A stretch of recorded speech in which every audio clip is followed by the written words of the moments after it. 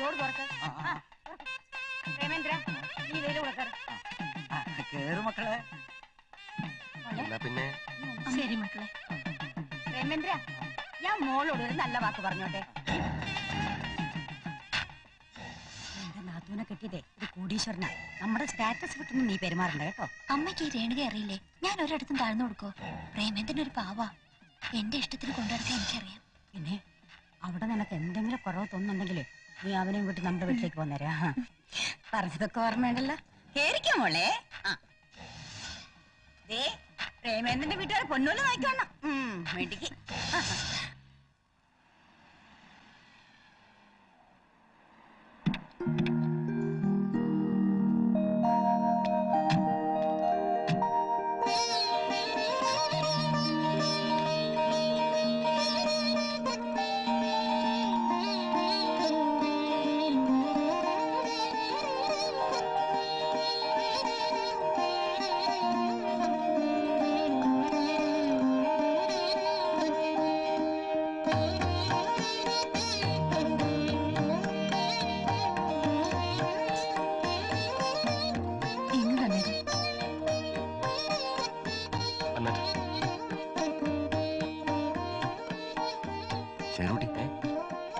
ഞാനിപ്പോ വരാ.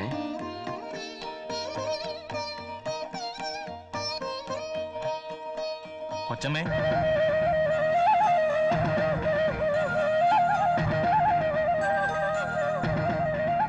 ഡിന്നറിന് സ്പെഷ്യലായിട്ട് എന്തെങ്കിലും?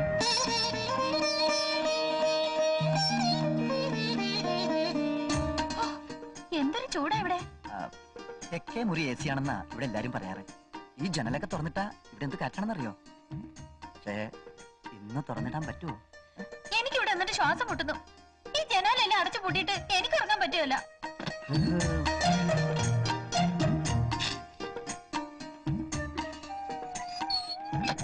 ഒരു ടേബിൾ ഫാൻ എങ്കിലും അറേഞ്ച് ചെയ്ത് വെച്ചൂടായിരുന്നോ? അയ്യോ, ഞാനത് ഓർത്തില്ല. നാളെ തന്നെ എന്ത് വേണമെങ്കിലും അറേഞ്ച് ചെയ്യാം. ഫസ്റ്റ് നൈറ്റിന്റെ മൂഡ് കളയാതെ നീ ആ പാല് കുടിച്ച് പതിങ്ങി തന്നെ.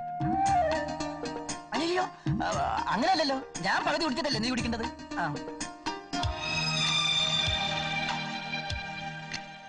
ഈ ലോകത്തിലെ ഏറ്റവും വലിയ ഭാഗ്യവാൻ ഞാനായതുപോലൊരു തോന്നൽ. എന്നെ കെട്ടിയതുകൊണ്ടാണോ? തന്റെ വീട്ടിൽ കുറച്ചു ദിവസം കഴിയാൻ എനിക്ക് കൊതിയാവുകയാണോ? നമുക്ക് നാളെ തന്നെ അങ്ങോട്ട് പോയാലോ? ആ കൊച്ചു വീട്ടിലോ? ഇവിടെയാണെങ്കിൽ എന്തൊരു സൗകര്യ.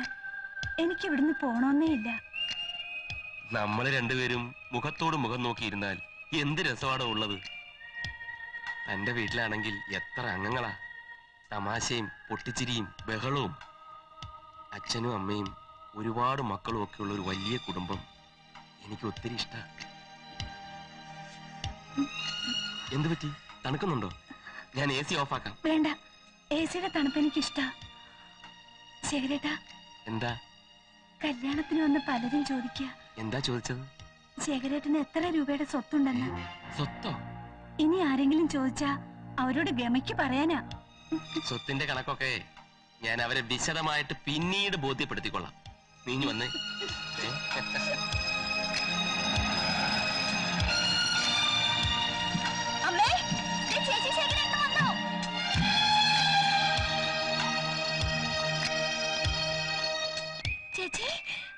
രാവിലെ എല്ലാരും ഒന്ന് കാണണമെന്ന് തോന്നി. ഞങ്ങളിഞ്ഞു പോന്നു. അതിനെന്താ, നിങ്ങൾക്ക് എപ്പ വേണമെങ്കിലും വരാലോ. അയ്യോ ചേച്ചി, അടിപൊളി സാരിയാണല്ലോ. നീ തുടക്കല്ലേ? സാധാരണ കെട്ടിച്ചു വിട്ടാ മൂന്നാം പക്കം ആരെങ്കിലും ചെന്ന് വിരുന്നിന് കൂട്ടിക്കൊണ്ട് വരിക പതിവ്.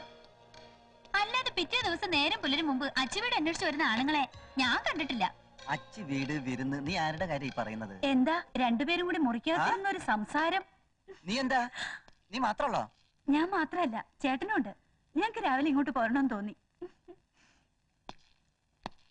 ഞങ്ങളുടെ നാട്ടു നടപ്പനുസരിച്ച് കൂട്ടിക്കൊണ്ടു പോകാൻ വീട്ടിൽ നിന്ന് ബന്ധുക്കൾ ആരെങ്കിലും വരും, എന്നിട്ടേ ചെല്ലൂ. ഞങ്ങൾ അതൊന്നും നോക്കില്ല. സ്വന്തം വീട്ടിൽ വരുന്നതിന് എന്ത് നാട്ടു നടപ്പ് നോക്കാനാ? എന്താ ഇന്നലെ ഉറങ്ങിയില്ലേ?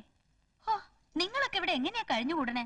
കാറ്റും വെളിച്ചം കടക്കാത്ത ഈ കുടിച്ച റൂമില് ഞാൻ ഒരുപോലെ കണ്ണടച്ചിട്ടില്ല. ഞാനും. എന്താ ഈ AC-യുടെ തണുപ്പ്?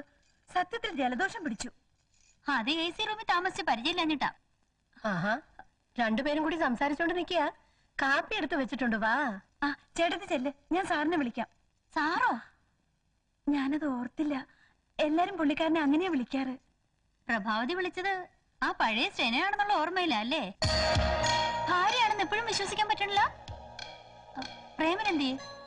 നിന്റെ പ്രേമനും ഇവളുടെ സാറും ഒക്കെ അവിടെ ഉണ്ട്. രണ്ട് പെണ്ണുങ്ങൾ കൂടിയാ പിന്നെ സംസാരിക്കാൻ ഉള്ളി പൊളിക്കുന്ന കാര്യം മതി. എന്താ രണ്ടുപേരും? ഒന്നുമില്ല, എനിക്കറിയാൻ മേലാത്ത കുറെ കാര്യങ്ങള് ചേട്ടത്തി ഓർമ്മപ്പെടുത്തുകയായിരുന്നു. ഈ ചേട്ടത്തി എന്ന വിളി ഒന്ന് ഒഴിവാക്കാവോ? പ്രഭയേക്കാൾ പ്രായക്കൂടുതലൊന്നും എനിക്കില്ല. നാട്ടു നടപ്പനുസരിച്ച് ചേട്ടന്റെ ഭാര്യയെ ചേട്ടത്തിന്നാ വിളിക്കാറ്.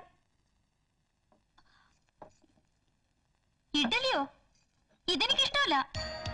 ബ്രേക്ക്ഫാസ്റ്റും ബ്രെഡ് ടോസ്റ്റും പുൾസയും എനിക്ക് നിർബന്ധ.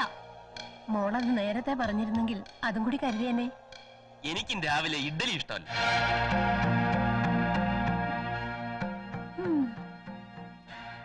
അമ്മേ, നല്ല പഴങ്കഞ്ഞി ഇരിപ്പുണ്ടോ?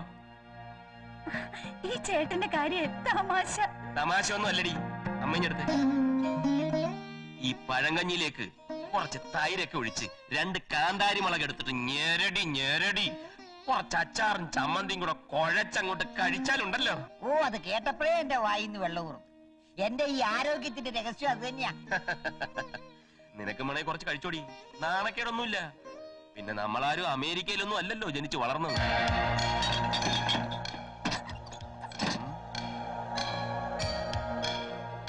അല്ല, പ്രേമേന്ദ്രൻ ഇഡ്ഡലിയാണോ അതോ പഴങ്കഞ്ഞിയാണോ? ഞാനിപ്പോ വരാം. ആ, നീ കണ്ടോ, ചേട്ടത്തിക്ക് ഫീൽ ചെയ്തിട്ടുണ്ട്. ഓ, ആ പഴങ്കഞ്ഞി എത്തിയല്ലോ. ഇങ്ങോട്ട് വെച്ചോളൂ. ആ, എന്താ അവന്റെ ഒരു സ്റ്റൈല്. അയാളെ പഴങ്കഞ്ഞി കുടിച്ചിട്ടായിരിക്കും വളർന്നത്. ഞാൻ അങ്ങനെയല്ല, നല്ല ഭക്ഷണം കഴിച്ചു തന്നെയാ. നീ ഒന്ന് പതുക്കെ പറ. ദേ, എനിക്കാരും പേടിക്കേണ്ട കാര്യമില്ല. ആ പഴങ്കഞ്ഞി കൂടി എന്റെ പത്രാസ് ഉണ്ട്. പ്രേമൻ എന്തിനാ ഓച്ചാനിച്ച് നിന്നത്? അയാളുടെ കാശ് കണ്ടിട്ടാ? അതിനേക്കാ പണം എന്റെ വീട്ടിലുണ്ട്. ഈ നിമിഷം ഞാൻ ഇവിടെ ഇറങ്ങേണ്ടതായിരുന്നു. കെട്ടിയതിന്റെ പിറ്റേന്ന് കെട്ടിയോള് പിണങ്ങി പോയെന്ന് നാട്ടുകാരെ കൊണ്ട് പറയിപ്പിക്കണ്ടെന്ന് കരുതിയിട്ടാ. ഓർക്കാഞ്ഞിട്ടല്ലമ്മേ, കല്യാണത്തിന് കാശ് കുറെ ചെലവായി. അമ്മ പാപ്പരടിച്ചിരിക്കണമെന്നൊക്കെ എനിക്കറിയാം.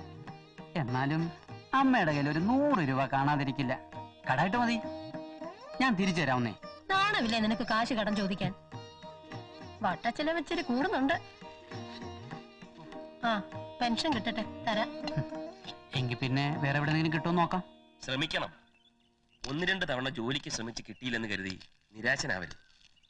പരിശ്രമം ചെയ്യുകിൽ എന്തിനേയും കരസ്ഥമാക്കാൻ കഴിവുള്ളവണ്ണം ദീർഘങ്ങളാം കരങ്ങളെ നൽകി മനുഷ്യനെ പാരിലേക്ക് അയച്ചത് ഈശ്വരൻ. കേട്ടിട്ടില്ലേ? പല വാതിലുകൾ മുട്ടുമ്പോൾ ഏതെങ്കിലും ഒന്ന് തുറക്കാതിരിക്കില്ല. Try again. അത്യാവശ്യം വട്ടച്ചെലവിന് ഇത് കയ്യിലിരിക്കട്ടെ. ഏയ് വേണ്ട. അതിനെന്താ, എന്നെ ഒരു അന്യനായിട്ടാ കരുതിയത്? വെച്ചോളൂ. ഇന്ന് വരെ ചോദിക്കാതെ ആരും എനിക്കൊന്നും തന്നിട്ടില്ല. ഇതേവരെ ചോദിക്കാനോ കൊടുക്കാനോ എനിക്കാരും ഉണ്ടായിട്ടില്ലല്ലോ. പറ്റുമെങ്കിൽ എനിക്കൊരു ജോലി ശരിയാക്കി തരുമോ?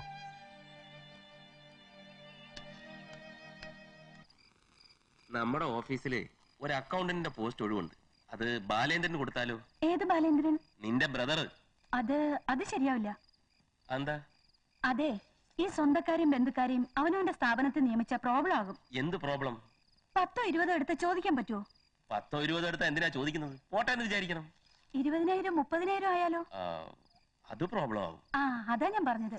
പിന്നെ ഒരു കാര്യം, സ്വന്തക്കാരായാലും വീട്ടുകാരായാലും നിർത്തേണ്ടടുത്ത് നിർത്തിയാലേ ശേഖരേട്ടന് റെസ്പെക്ട് കിട്ടും.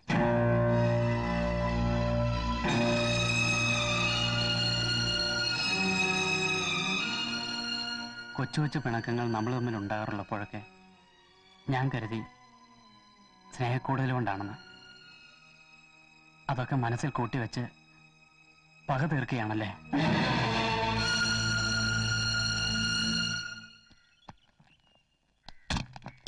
ശംഖു, സൂക്ഷിച്ചു വെക്കാൻ പറയൂ. സൂക്ഷിച്ച്. ഓ, എന്റെ മോളുടെ ഒരു തലയിലെഴുത്തേ. അല്ലെങ്കിൽ പിന്നെ ഈ ഏസിയും ചുമന്നുകൊണ്ട് അവിടെ വരെ പോവേണ്ട ഗതികേട് നമുക്കുണ്ടാവോ? ഇന്ന് ഞാൻ ചെന്ന് വിളിച്ചോണ്ട് വന്ന പിന്നെ ഞാൻ അങ്ങോട്ട് അവരെ അയക്കുകയില്ല. അതിന്റെ ഒന്നും ആവശ്യമില്ല അമ്മേ. തന്നെ ഇഷ്ടം കാട്ടി പോയതല്ലേ, കുറച്ച് അനുഭവിക്കട്ടെ, എന്നാലേ അവള് പഠിക്കൂ. അങ്ങനെ വിചാരിക്കരുത്. നമ്മൾ കൂടെ തന്നെ ഉണ്ടെന്ന് തോന്നിയാ ചിലപ്പോ അത് അവൾക്കൊരു ആശ്വാസവും. പെട്ടെന്ന് തളർന്നു പോകുന്ന സ്വഭാവക്കാരൊന്നും അല്ല എന്റെ മോള്. ഒന്നുമില്ലെങ്കിലും എന്റെ വയറ് ഗുണം കാണിക്കാതിരിക്കുമോ? എന്റെ വയറ് ഗുണം കാണിച്ച് എന്തെങ്കിലും വരുത്തി വെക്കുമെന്നാ എന്റെ പേടി. എന്താ ഈ മുറി കയറാതെ പോണത്? ഞാൻ തൂത്തുവാരിക്കോട്ടെന്ന് കരുതിയിട്ടാ? അങ്ങനെയൊന്നുമില്ല. ആ ബെഡ്ഷീറ്റ് ഒക്കെ ഒന്ന് മാറ്റി ക്ലീൻ ചെയ്തിട്ടേര്. തന്നെത്താനങ്ങ് ചെയ്താലെന്താ? ഒരു മുതലാളിച്ച് ഇറങ്ങിയിരിക്കണു. എന്താ പെണ്ണേ, നിന്റെ ചേട്ടത്തിയോട് ഇപ്പോഴേ പോര് തുടങ്ങിയോ? ആജ്ഞാപിക്കലും പറച്ചിലും കേട്ടാ തോന്നും ഞാൻ അവളുടെ വേലക്കാരിയാണെന്ന്. അവളോ? അങ്ങനെയൊന്നും വിളിക്കരുത്. ചേട്ടത്തിയമ്മയ്ക്ക് അമ്മയുടെ സ്ഥാന. ആ പെരുമാറ്റേ തിരിച്ചും വേണം. അമ്മ എന്തിനാ ഇതൊക്കെ എടുക്കുന്നേ? അലക്കാൻ. അതൊക്കെ ചേട്ടത്തി ചെയ്തോളും. ഇതാരുടെ അടി? അതെന്റെയാ. ആ, നിന്നെ പോലെ തന്നെയാ എനിക്ക് അവളും. എന്റെ വയറ്റി പറന്നില്ല എന്നേ ഉള്ളൂ. പിന്നെ ഈ നാത്തുംപോരൊന്നും ഇവിടെ വേണ്ട കേട്ടോ. ആ, മാധവി ചേച്ചി എങ്ങനെ ഇവിടെ ഉണ്ടായിരുന്നെങ്കിലേ നാത്തും പോരല്ല, ഒരു യുദ്ധം തന്നെ ഇവിടെ കഴിഞ്ഞേനെ.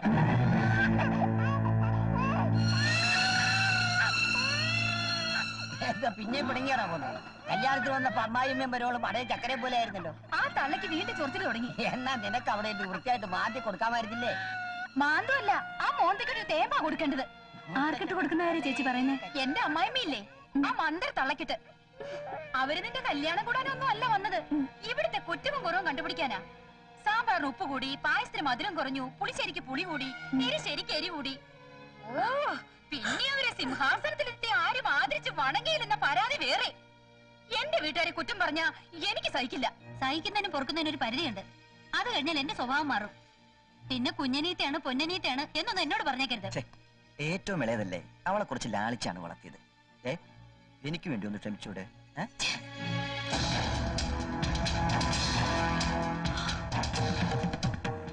അയ്യോ, എന്റെ പുതിയ സാരി അത് 10,000 രൂപ വിലയുള്ളതാ. വെള്ളത്തിൽ മുക്കി കുത്തിപ്പിഴിഞ്ഞ അത് പണി കഴിഞ്ഞു.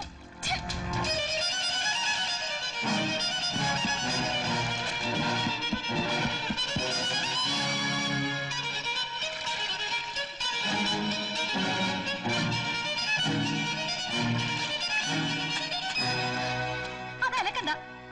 സാരമില്ല മോളെ, ഞാൻ അലക്കാം. അലക്കണ്ടെന്നല്ല പറഞ്ഞത്. ആരലക്കിയാൽ എന്താ മോളെ, വെളുത്താ പോരെ. ഈ തളക്കൊന്നും പറഞ്ഞ് മനസ്സിലാവില്ലേ?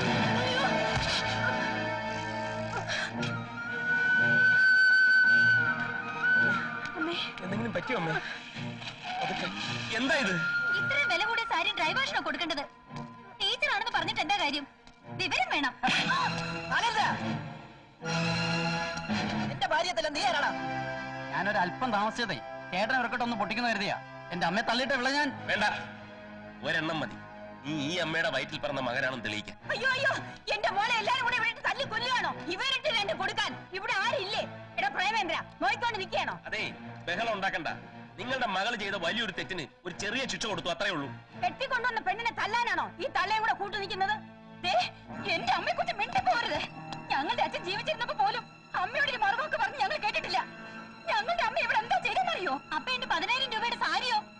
അമ്മയ്ക്ക് അറിഞ്ഞൂടെ വില കൂടിയ സാരി നനയ്ക്കാൻ പാടില്ലെന്ന്? അമ്മയേക്കാൾ വലുതാണോ ഒരു സാരി? മാധവി, നീ സംസാരിക്കണ്ട, അകത്ത് പോ. വിശാലാക്ഷി, എനിക്കൊരു തെറ്റുപറ്റി. തെറ്റുപറ്റിയത് എനിക്കാ. ഈ അലവലാതി കുടുംബത്തിലേക്ക് എന്റെ മോളെ കെട്ടിച്ചു കൊടുത്തത്. അലവലാതി കുടുംബം ആർക്കാണെന്ന് കണ്ടാൽ അറിയാം.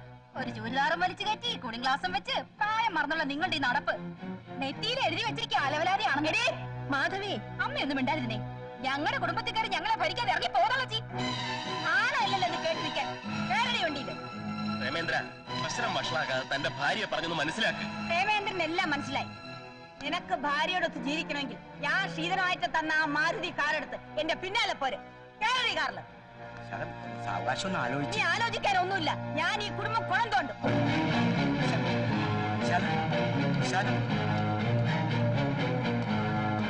ഏടിയകത്ത് പ്രേമ പോകരുത്. വരുന്നില്ലേ?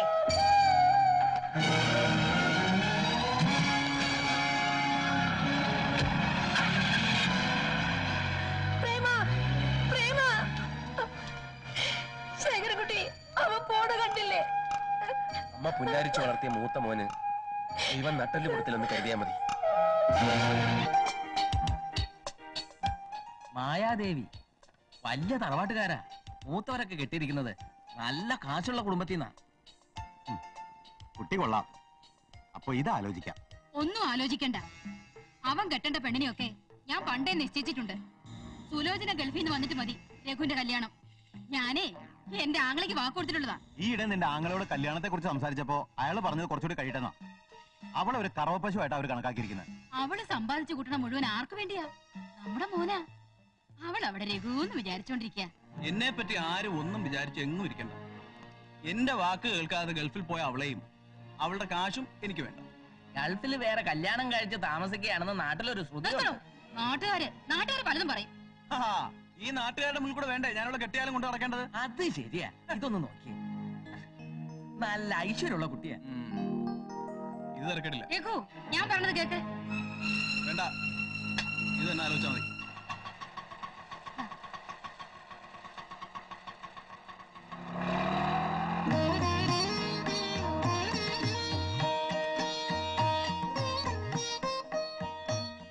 അമ്മ എന്തിനാ ഓട്ടോയിൽ വന്നത്? പറഞ്ഞിരുന്നെങ്കിൽ കാർ അയക്കുമായിരുന്നല്ലോ. ഓ, അതിന്റെ ഒന്നും ആവശ്യമില്ല മോളെ. ഒരു ടാക്സി പിടിച്ചെങ്കിലും പോരായിരുന്നു. കാശ് ഞാൻ കൊടുത്തേനെ. ഓട്ടോറിക്ഷയിലേക്ക് ഇവിടെ വരുന്നത് ഞങ്ങൾക്ക് മോശ. അതുകൊണ്ടാ. എടാ രാമ, നീ ഇവിടെ എന്തെടുക്കാ? നിന്നോട് പുല്ലി എത്താൻ പറഞ്ഞിട്ട് ചെത്തിയോ? ഒന്നിനും ഒരു ഉത്തരവാദിത്വമില്ല. അമ്മ വാ. കല്യാണി, എടി കല്യാണി, എന്താടി ഇത്? നീ ഇവിടെ തൂത്തുവാരിട്ട് പോയതല്ലേ? എന്നിട്ട് എന്തായി കിടക്കുന്നത്? എല്ലായിടത്തും എന്റെ കണ്ണെത്തണമെന്ന് വെച്ചാൽ കുറെ കഷ്ടാണേ. മുറ്റത്തൊരു പ്ലാവിനെ വീണ കെട്ടിയിടാത്ത പെണ്ണ് കണ്ടുപിടിച്ചു. ജോലിക്കാർ ഒത്തിരി ഉണ്ട്. എല്ലാത്തിനും നിയന്ത്രിച്ചു കൊണ്ടുപോകാൻ കുറച്ച് പാട് തന്നെയാ.